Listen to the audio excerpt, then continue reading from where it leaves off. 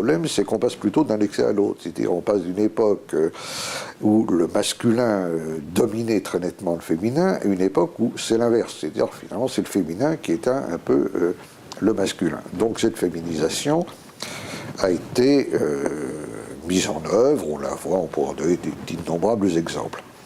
Sur le plan législatif, l'autorité paternelle a été très régulièrement destituée.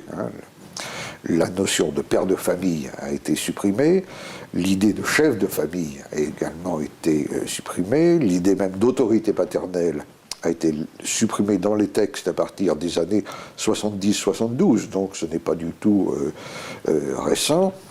L'idée que la filiation biologique est transmise par le père, que l'épouse doit prendre le nom de son mari, enfin toutes ces choses-là, la suppression du titre mademoiselle par exemple, et toutes ces innovations que j'énumère d'ailleurs assez longuement dans mon livre, montrent que on a destitué la figure du père. Et dans un souci naïf, à mon sens, d'égalité. C'est-à-dire, par exemple, on a supprimé la notion d'autorité paternelle au profit de ce qu'on a appelé l'autorité parentale. Bon, l'autorité parentale, c'est-à-dire que l'autorité sur les enfants est partagée par les deux parents. Bon, c'est tout à fait sympathique, mais ça ne marche que pour autant que les deux parents sont d'accord. Car si les parents sont en désaccord, l'autorité parentale ne fonctionne plus. Donc à ce moment-là, qui tranche ? Bon. Par ailleurs, l'évolution sociologique a fait en sorte que le nombre d'enfants qui sont élevés par leur mère seule, soit mère célibataire, soit à la suite de divorces, de familles recomposées, que sais-je, si vous voulez, il y a beaucoup plus d'enfants élevés par des femmes que d'enfants élevés par des hommes. Donc, de plus en plus d'individus se trouvent incapables de résoudre le complexe d'Oedipe, et c'est ce qui explique que le type dominant, ou l'un des types très fortement dominants dans la société où nous sommes, je dirais que c'est le type du narcissique immature, n'est-ce pas, c'est-à-dire de celui qui est... c'est le tout à l'ego, d'une part, et d'autre part, c'est quelqu'un qui n'a pas... qui ne s'est pas émancipé du lien maternel parce qu'il n'y avait plus de père qui pouvait l'aider à le faire. Donc il vit dans une perpétuelle quête infantile de repères, et c'est ce type du narcissique immature qui parfois se transforme en pervers manipulateur, mais ça c'est une autre question.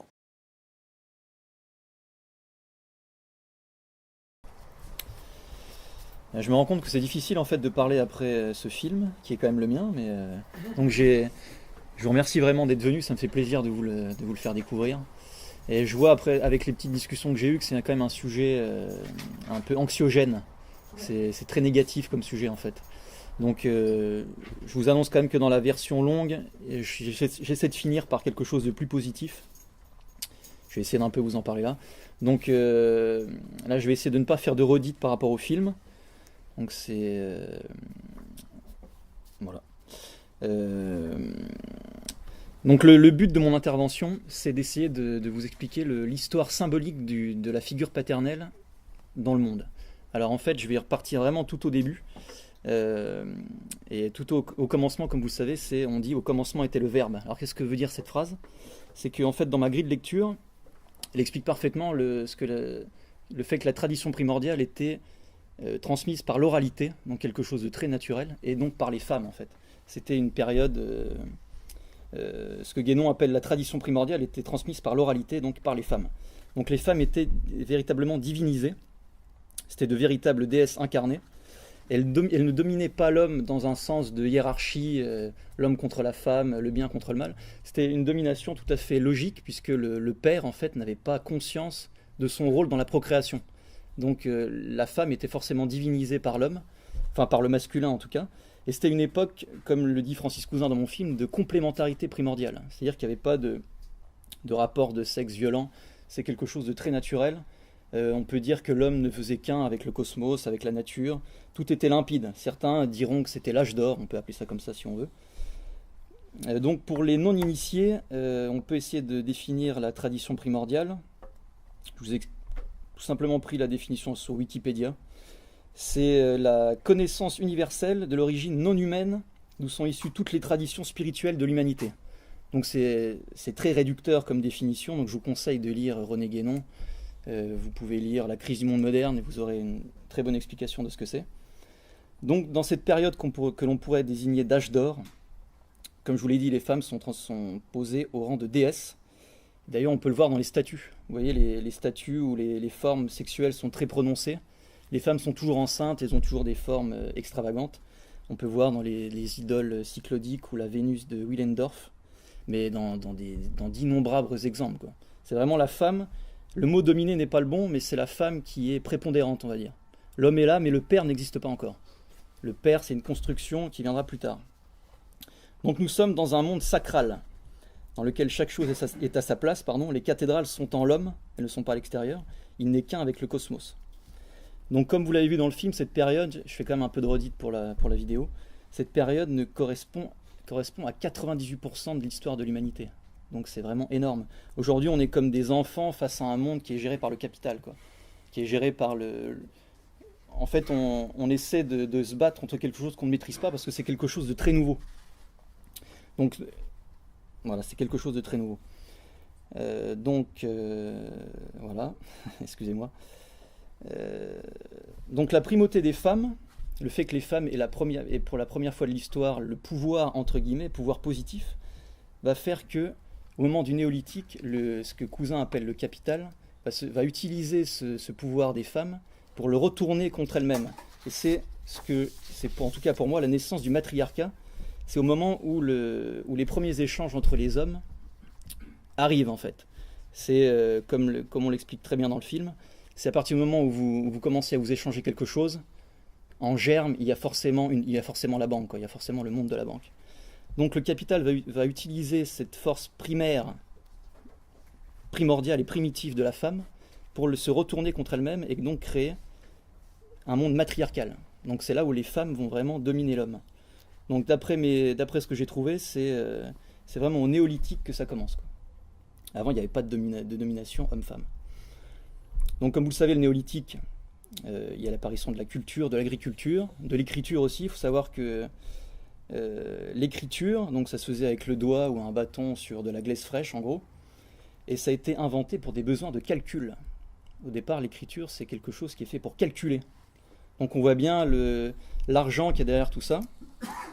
Et donc nous passons d'une communauté de lettres orales, les choses passent en nous, elles sont retransmises à notre voisin, à notre fils, voilà, dans la tribu, dans la communauté, à une société de l'avoir écrit. Tout ce qu'on va avoir, on va l'écrire. Donc là, c'est très important de garder ça en tête parce que le monde change à ce moment-là. Donc arrivent les premiers échanges, comme je vous l'ai dit.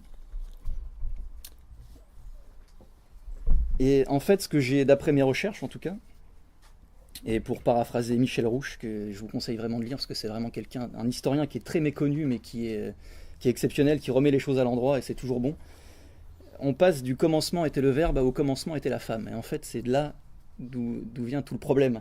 C'est-à-dire que la femme est source de vie, mais elle est également source de mort. Donc le monde matriarcal se base sur quelques points très précis. Il y a une véritable structure anthropologique, et cette structure anthropologique va amener à la violence, en fait. Alors je vais vous citer quelques points, je ne pourrais pas tout dire parce qu'on est assez pris par le temps, mais tout d'abord, dans un monde matriarcal, la femme choisit son mari, son homme, quoi, et ses hommes. Elle choisit aussi celui de ses enfants. Alors il faut s'imaginer que dans un monde matriarcal, la polyandrie, ça peut aller jusqu'à 40 à 50 personnes dans le clan. Donc c'est vraiment énorme. C'est à peu près, je sais pas on est combien, c'est à peu près ça, quoi. Et donc le rapport guerrier, il est induit par la polyandrie. Pourquoi ? Parce que pour que l'enfant se détache du pouvoir maternel, il va être obligé de passer par des rites. Et les rites sont toujours guerriers, sont toujours violents. Donc la violence va être inhérente à ce procédé, à ce processus.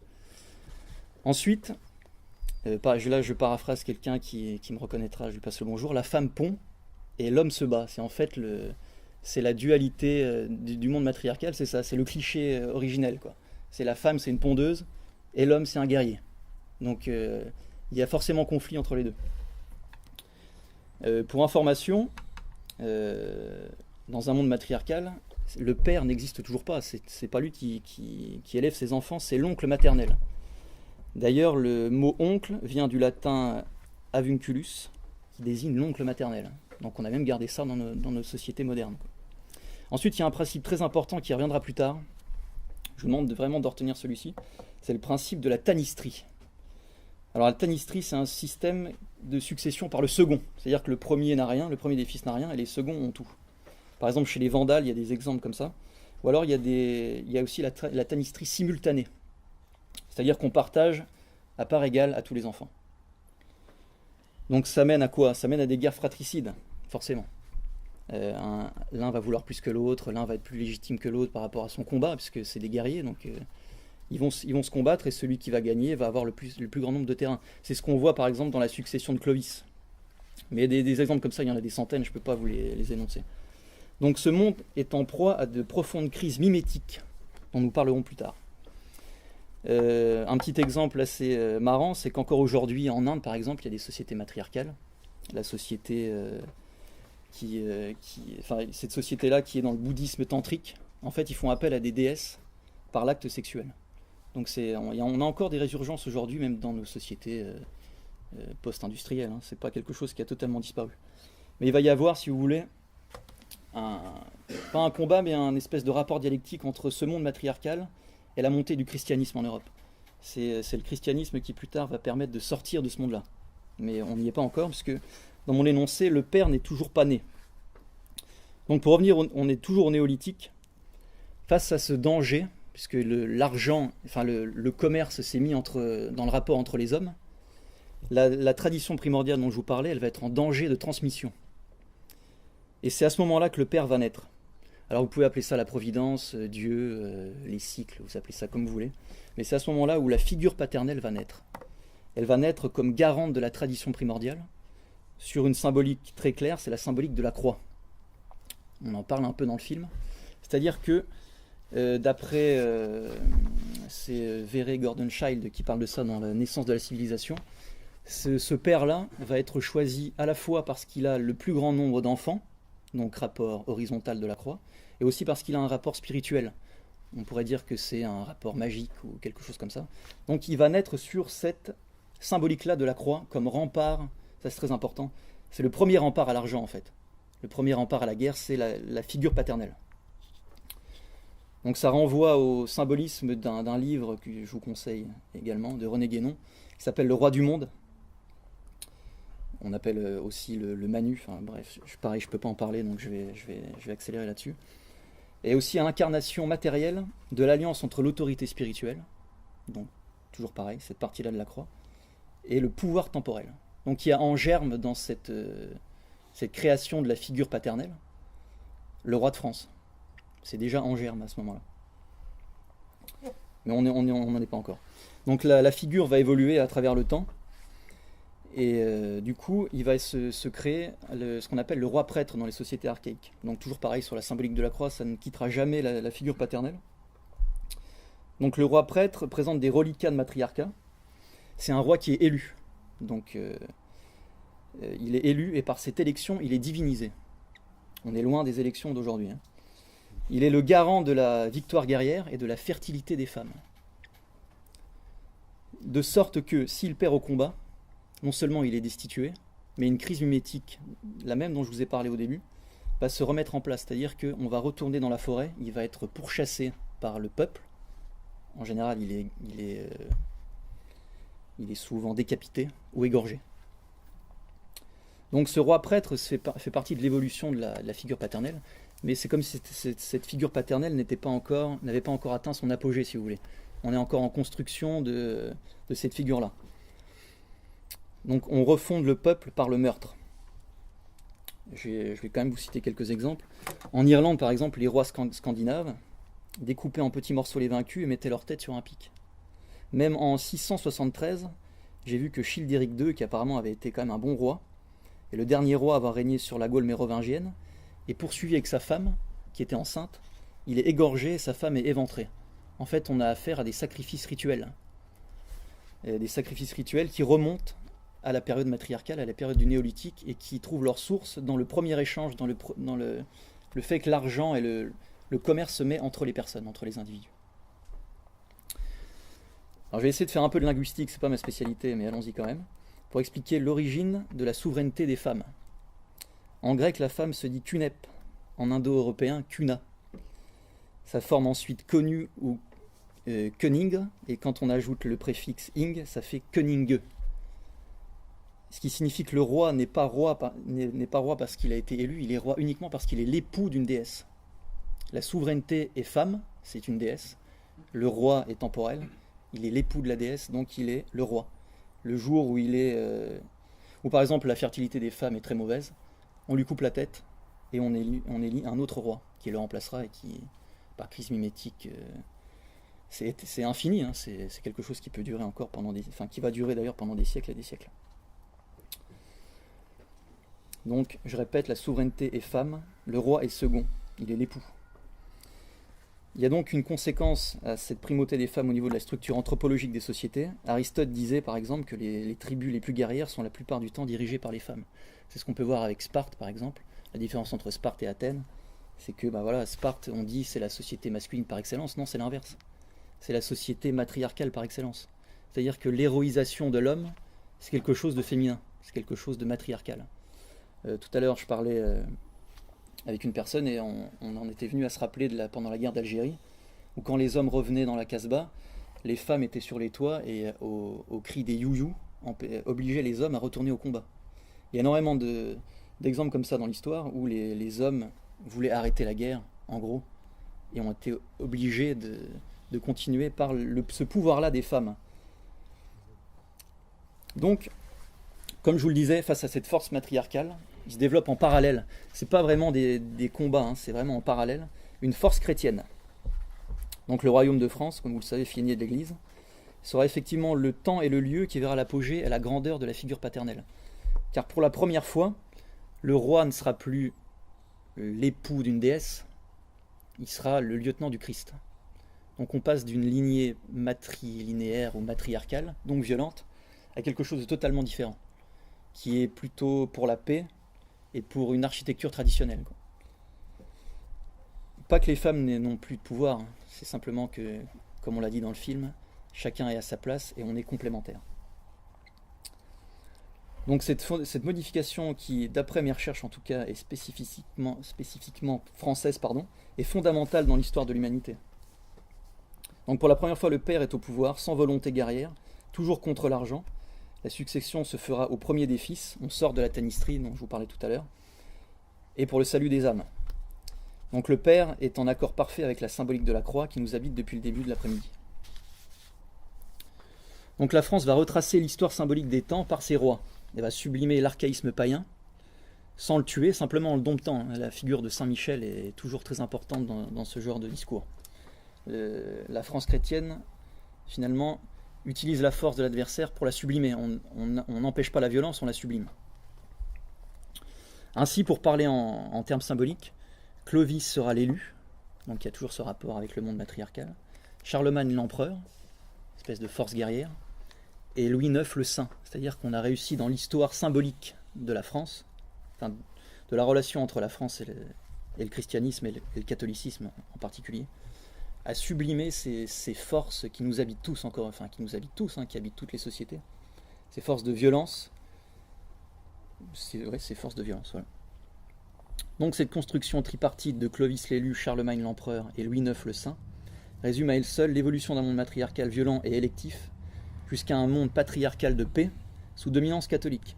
À savoir que si demain on nous proposait dans les élections, disons modernes, d'avoir, disons, un rapport violent ou en tout cas un rapport d'équivalence avec celui qu'on a élu, à la limite pourquoi pas. C'est-à-dire qu'aujourd'hui on élit des gens, on sait pas qu'on veut leur couper la tête, mais disons qu'on aimerait avoir un espèce de retour sur, entre guillemets, sur investissement, quoi.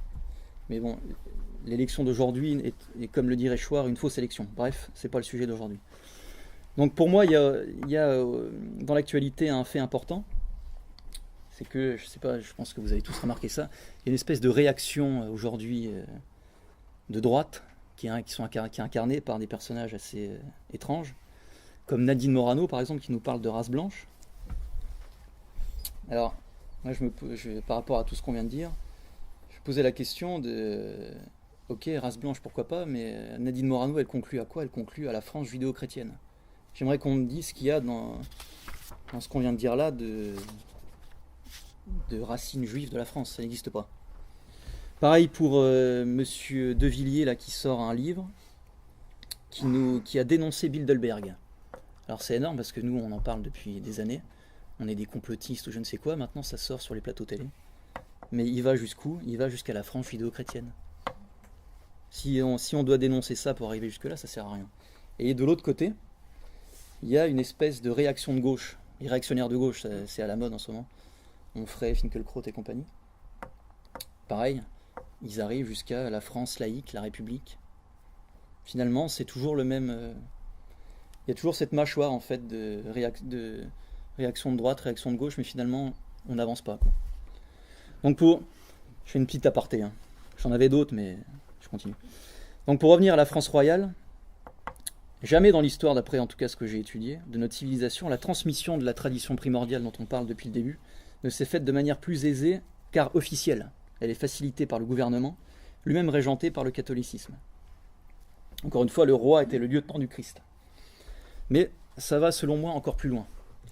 C'est-à-dire que la période capétienne transfigure la symbolique de la croix et la vision parfaite de la figure paternelle. De Duc Capet à Saint-Louis, le père va trouver le véritable sens de la royauté, c'est-à-dire la royauté du dedans.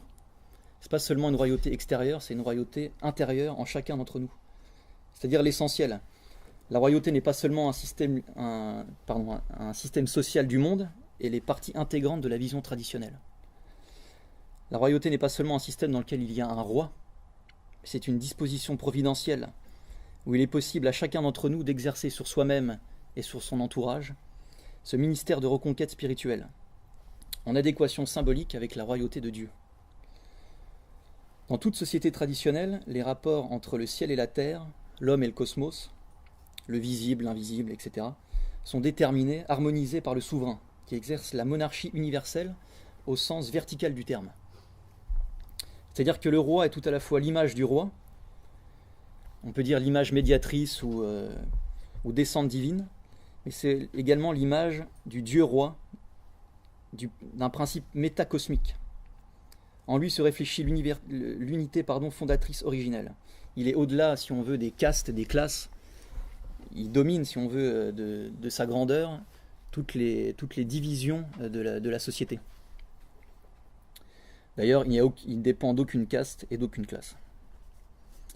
De même, il qualifie et détermine l'espace. Ça, c'est très important. La France a les frontières de la France veulent dire quelque chose. Regardez une carte, on a un pays assez particulier. Pareil, je saute, mais faites le travail vous-même, vous verrez, vous trouverez. Donc, il fait le royaume ou la cité, il vit et règne en son centre. Il est le maître et le gardien sacrificateur, et peut donc être, encore une fois, qualifié de roi-prêtre. Mais la grande différence avec le concept païen dont on a déjà parlé, c'est que là, il est le souverain essentiel. Le père du peuple rejaillit donc par l'architecture traditionnelle qu'il a mise en place sur les membres de son espace. Ainsi, le père de famille est le roi de la famille.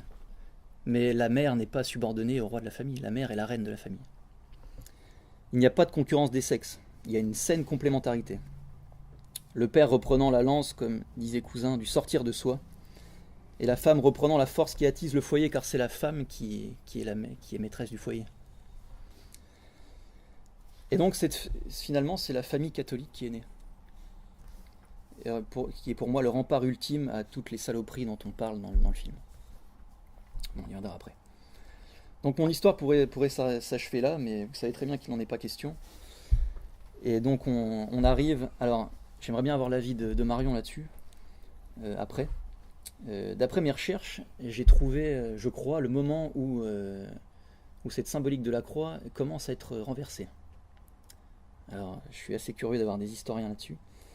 Au XIVe siècle, Philippe le Bel, donc c'est quand même avant la Renaissance, il semblerait qu'il y ait une rupture et les premières formes de laïcisation de la France. Une espèce disons qu'on laïcise, on administre, on modernise l'État. Et j'ai l'impression qu'ici est en germe la mort du roi. Donc je suis intéressé à ce que me dises après. à Claire, tout à l'heure. Donc celui qu'on nommait le roi de fer, le roi de fer c'était donc Philippe le Bel. En quelque sorte, le premier roi moderne, il centralise, il économise le royaume, il administre.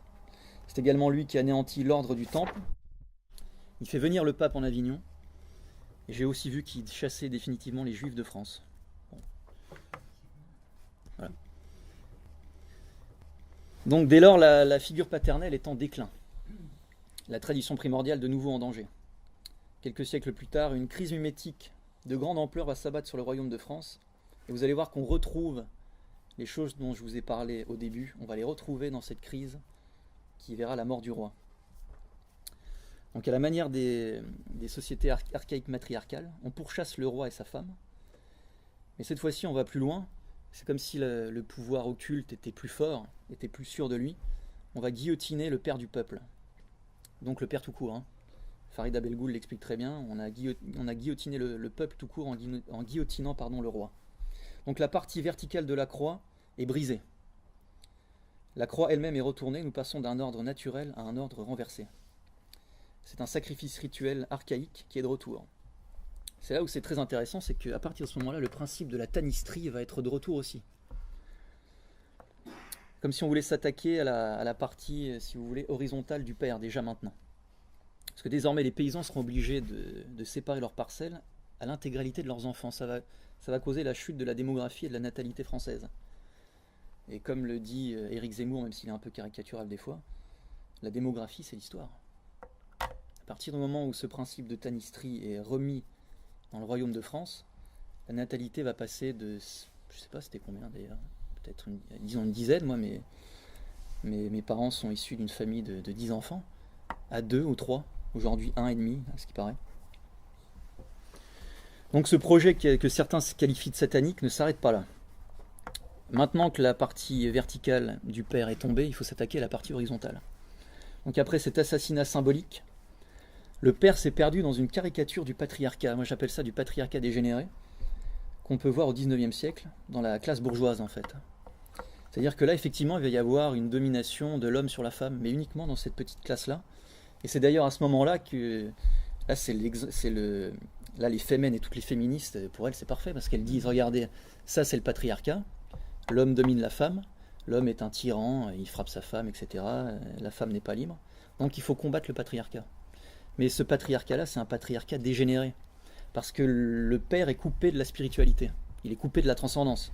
Donc il est perdu dans une horizontalité, une matérialité qui n'est pas de son fait.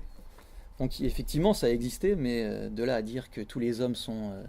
que le patriarcat en tant que tel est violent, d'après ce que je vous ai expliqué tout à l'heure, c'est vraiment se foutre du monde, quoi.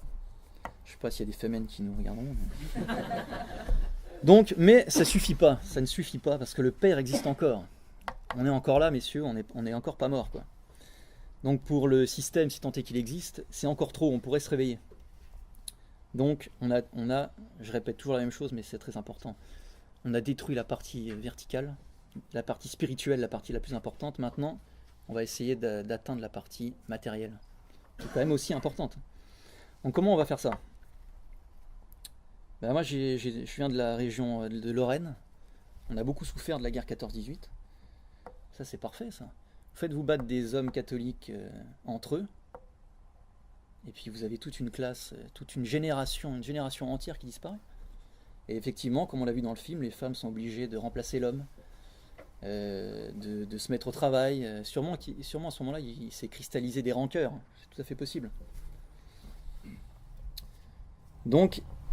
Alors il y a quelque chose dont je ne vous ai pas parlé avant, c'est le principe des trois fonctions. Fonction spirituelle, guerrière et disons plus archaïque, on va dire. À partir du moment où on a tué le roi, la classe spirituelle, donc la classe supérieure, a disparu. Donc on s'attaque à la classe guerrière. D'où la guerre 14-18. L'homme n'est plus qu'un guerrier. Maintenant il faut s'attaquer au peuple. Parce que on peut dire par démission successive, c'est le peuple, c'est nous aujourd'hui qui sommes garants de la tradition primordiale. Il n'y a plus personne au-dessus de nous. C'est la première fois dans l'histoire que ce phénomène arrive, quoi.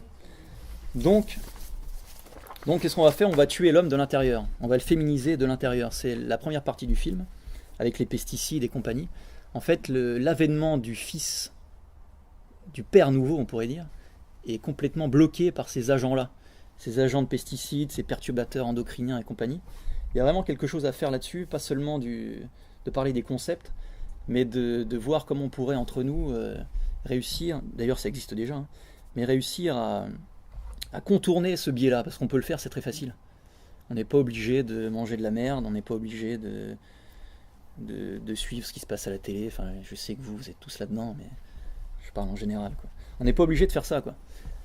Dans toutes les villes, à Reims ça existe, hein, je me suis renseigné, il y a des petites coopératives où vous pouvez acheter de la viande à votre petit producteur du coin. Il n'y a pas de pesticides, il n'y a pas de perturbateurs, il n'y a rien du tout. Donc l'être humain, l'homme, le masculin peut se développer, quoi. L'exemple de Gilles Lartigot est parfait quand il explique qu'il y a dans le port de Marseille, il y a des poissons qui sont complètement féminisés. Et les hommes sont... Enfin, le masculin, en tout cas, n'existe plus, quoi. Donc, je reviens pas sur la PMA, la GPA. Je crois qu'on a tous compris. Il y a comme un espèce de souffle, hein. Marion explique ça bien dans le film, c'est qu'il y a le premier souffle, la mort du roi, le deuxième souffle, mai 68. Tout ça, c'est la même chose, c'est le même projet. Comme on n'a pas trop le temps, je reviens pas là-dessus, mais c'est mort du roi, on élimine cette partie, mai 68, on élimine cette partie-là. C'est-à-dire que on doit tuer l'autorité, tuer le père, c'est la crise, c'est la prise de pouvoir des agents de ce projet-là au gouvernement, quoi. On est encore là-dedans aujourd'hui. Regardez mon film, tout est dedans. Donc, je serais bien aise de vous conter cette histoire symbolique sans vous proposer une approche vers le futur. Parce que, encore une fois, comme on l'a dit au début, c'est très anxiogène. Donc, on va essayer d'avoir un peu d'optimisme. Mais du réalisme. Moi, quand je discute avec des jeunes de ma génération, je pense qu'on a compris beaucoup de choses et on est avide de faire autrement, quoi. Donc, il y a quand même une première option dans les perspectives, c'est que rien ne se passe, aucune révolte. Le père disparaît. Dans quelques décennies, enfin, quelque part on y est déjà, mais la mâchoire dont je vous parlais tout à l'heure se referme sur nous. Aujourd'hui, on est dans un monde néo-matriarcal, hein.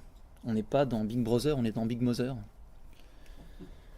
Vous prenez aujourd'hui, par exemple, quelqu'un qui ne travaille pas, il gagne la même chose que celui qui travaille. On est dans Big Mother. C'est parfait, quoi. C'est comme si on avait un énorme sein devant nous, on était constamment allaité par du lait maléfique, on pourrait appeler ça comme ça. Donc les bébés éprouvettes, voilà, on a vu dans le film l'exemple des enfants qui sont achetés, qui sont vendus. Bref, le capital a mis la main sur l'enfant.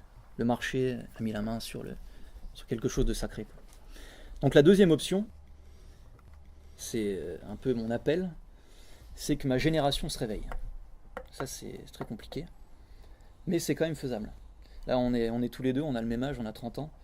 Et c'est aussi pour ça que je suis très content de partager l'affiche avec Charles, parce que c'est à notre génération de se bouger, quoi. Il ne faut pas attendre que nos parents se réveillent. Pour la plupart du temps, c'est trop tard. Pas pour les miens, mais pour la plupart du temps, c'est trop tard. Et ceux qui viennent après, ce ne sera pas possible. Moi, je travaille un peu dans le milieu de l'éducation. C'est des enfants qui sont H24 sur leur téléphone. Autorité égale image. Il y a une rupture d'espèce qui est en train de se produire, qui est énorme, où les familles qui élèvent leurs enfants par l'écran finalement vont élever des moutons, quoi, des esclaves parfaits. Et puis les familles qui sont encore un peu traditionnelles, ça existe encore, vont pouvoir dominer les autres sans aucun problème. On se crée des guerres futures assez géniales. Donc, comment faire revivre cette figure paternelle ? Donc je pense que cette symbolique de la croix, on ne pourra plus la faire revivre uniquement par le masculin. C'est quelque chose qui va se faire à deux. Moi, j'appelle à la révolte des couples, quoi. À la révolte de la famille conjugale, c'est-à-dire que chacun son rôle. Et l'homme redeviendra un homme grâce à la femme. Sans la femme, on ne sert à rien, quoi. Enfin, on est tous d'accord. Et d'ailleurs, les femmes sans nous, elles peuvent s'en sortir, mais nous, sans une femme, on a toujours du mal. C'est-à-dire que le couple conjugal, enfin la famille conjugale, va pouvoir recréer cette symbolique de la croix, donc pouvoir être le nouveau garant, si on veut, de la tradition primordiale. On peut faire revivre le catholicisme et la France par la famille. Pour information, je vous le dis, je vais essayer de créer un mouvement qui va aller dans ce sens-là, qui va être un mouvement générationnel, donc qui va être un mouvement entre guillemets très très discriminatoire. C'est-à-dire que ce sera réservé entre guillemets à une élite, une nouvelle noblesse, on va dire. Nouvelle noblesse. On gardera ça alors. Et donc l'objectif sera qu'entre trentenaires, je veux dire, aujourd'hui on a 30 ans, on est en âge de fonder une famille. On se réunisse entre nous et on apprenne on apprenne à retrouver la complémentarité primordiale avec l'autre. Aujourd'hui, on nous parle de racisme toute la journée à la télé. Mais le vrai racisme, c'est l'homme envers la femme et la femme envers l'autre. Et la femme envers l'homme, pardon. La vraie réconciliation, elle serait là. C'est quand chacun sera à sa place, la symbolique de la croix renaîtra et la France renaîtra en nous. Alors je dis pas que c'est un mouvement de masse, hein. Pas du tout. Peut-être que la France va s'effondrer, va devenir ce que vous voulez, mais au moins nous on sera là, quoi. Donc voilà, je crois que j'ai fait le tour. J'ai pas trop répondu à la question de la conférence qui était le meurtre du père au service du libéralisme. Je vais le répondre en une phrase. Parce que pour moi, le meurtre du père n'est pas seulement au service du libéralisme, mais il est la condition première à son avènement. Je vous remercie de m'avoir écouté. Bien.